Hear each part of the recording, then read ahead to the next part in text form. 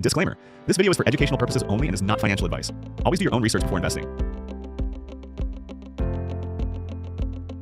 Hey guys, welcome back to the channel Dividend North. Let's talk about Canadian ETF sector outlook and who takes the front seat in month of August. 7 sectors, namely energy, financial materials, or gold, technology, crypto, healthcare, and diversified, are about to move in 7 different directions, and most investors wouldn't see it coming. Energy is sitting on geopolitical trigger. Gold's called at breaking point. Crypto's fighting its worst month on record. Financial, technology, and healthcare each have their own setup. Let's walk through one by one. One sector leadership is basically a coin flip, a matter of opinion. Take your pick. This month is different. One sector has a confirmed date catalyst on the calendar. Almost every other lever in this market goes quiet at the same time. That's almost never happened. Start with rates. The Bank of Canada doesn't meet again until September 2nd. That's the single biggest lever for financial and rate sensitive ETFs. And for the next 4 weeks, it is completely switched off. Now compare that to banks. Earning land the week of August 25th, with the rest of the big six reporting right behind them. It's the only hard dated catalyst anywhere on this month's calendar, which is exactly why it matters so much. Oil is a totally different story. WTI is sitting at nearly $85, still carrying a risk premium of Iran and the Strait of Hormuz. But headline driven moves aren't trend moves. This can unwind just as fast as it built.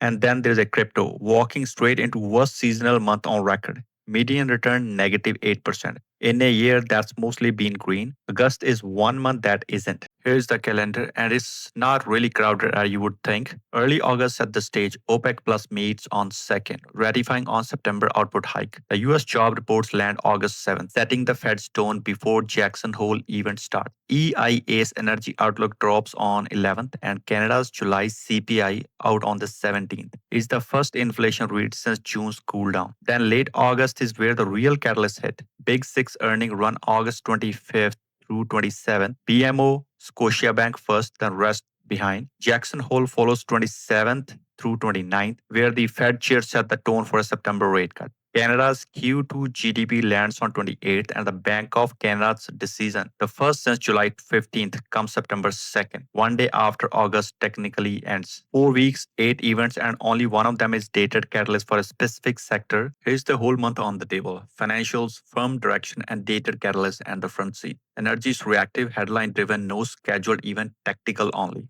Materials and gold are coiled. A technical inflection between 1300 and 4300, a hedge, not a leader. Technology's got real momentum from Q2 AI capex earning, but narrow, concentrated, and riskier than it looks. Crypto's fragile, the weakest seasonal month on record, and is need active risk management. Healthcare stays steady, no Canadian catalyst, pure diversified. And diversified holds all together, no single story, just a broad, stable hedge. All chart is herd monitor, that's the story. February Middle East shock, Brent tops $130, WTI hits $110. June surprise US Iran deal reopen Hormuz, oil drops 30%, under 70. Mid-July, security scares return, WTI back to 85. Close the July at $84.67. Fair value 65 to 75. We project that $73 by September. Every spike above $80 is just a headline, not a trend. Financial just had their best quarter in years. RBC's profit jumped 25%, dividend raised sharply. TD beat estimates. BMO's profit jumped 34%, the biggest of the six. National Bank hiked its payout to 6.5%. CIBC held its dividend but sold its Caribbean operation for $1.6 billion. 5 of 6 raised, all 6 beat. And August? No Bank of Canada meeting means no rate surprise noise. Q3 earnings are a pure read on credit quality. Scotiabank reports August 25th. Peer follow the same week. It's the only hard dated event on the entire August calendar. Clean quarter, clean calendar, that's the front seat. Gold had a wild year and it's not done yet. From record 5,598 in January, it slid nearly 30% to $4,020 today. Still one of the year's best performer. Break below 3,900 and the next stop is $3,552, an 11.6% air pocket. Reclaim 4,300 to 4,400, and JP Morgan's Q4 target sits right above 4,500. Either way, central banks keep buying, the floor holds, the direction still two-way.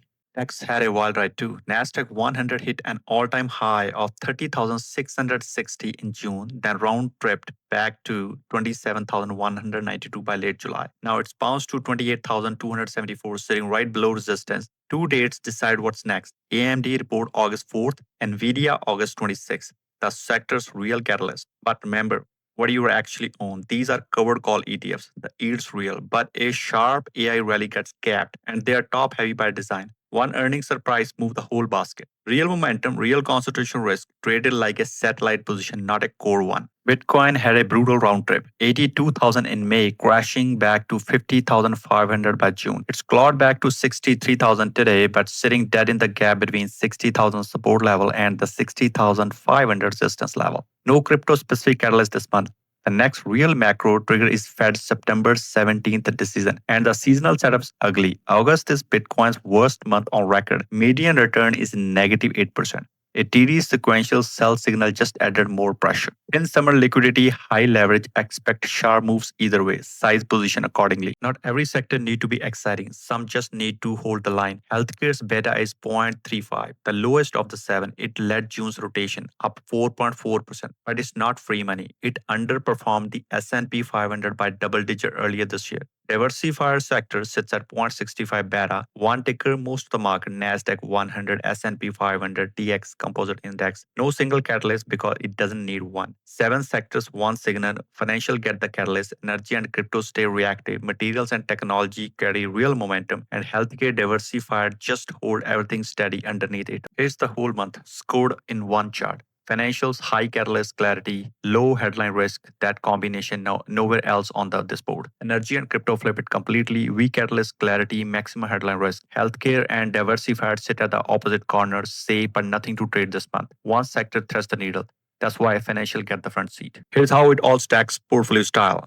Core, financial, healthcare, diversified, high priority, and dated catalysts or a built-in hedge. Tactical, energy, materials, and gold, secondary priority, reactive, not proactive. Satellite, technology, crypto, lowest priority, real upside, real swing risk. 3 tiers, 7 sectors, one clear place to put your money first. 3 sectors and 3 topics. Here's what to start with.